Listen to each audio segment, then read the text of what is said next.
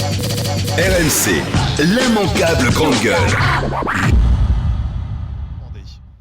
Eh bien, j'irai jusqu'au bout. C'est-à-dire Ils auront droit à un procès. Je ne veux plus du guide Michelin. Je n'ai plus envie de pleurer. Je n'ai plus envie de faire une dépression. Je n'ai plus envie de jouer à ce jeu-là.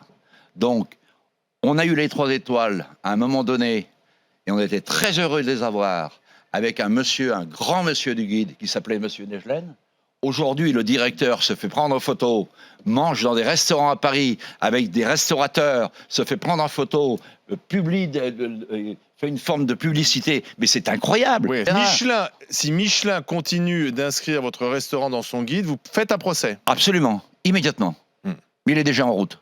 Il est déjà en route. Ouais. Pourquoi qu'on essaie de bien comprendre, parce que tout le monde ne connaît pas la vie d'un chef cuisinier de ce niveau-là, pourquoi vous avez fait une dépression en ayant perdu 1 étoile ? Tout simplement, vous savez, quand vous avez votre équipe qui se réunit le matin à 6h30 et qui vous appelle, vous avez 40 employés, dont la moitié ont les larmes aux yeux. Et vous dites, chef, on va se battre, on va pas partir. On va rester avec vous pour se battre. C'est une injustice flagrante. Ils ont travaillé dans les plus grands restaurants du monde, y compris aux États-Unis. Et quand ils voient une chose pareille, ils comprennent pas. Écoutez, nous sommes le seul restaurant à traire nos vaches, à avoir nos jardins. 2 botanistes, on va ramasser nos plantes. Mais attendez, est-ce qu'ils tiennent compte du terroir, ces gens-là? Est-ce qu'ils connaissent quoi au terroir? Bon, vous savez, je vais vous dire, à 15 ans, je traisais les vaches à la main avec mon papa. C'est eux qui vont m'apprendre le terroir? C'est eux qui vont m'apprendre à faire le reblochon?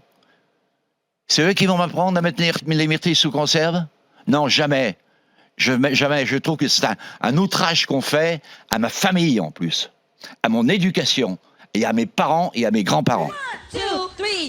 L'immanquable grande gueule.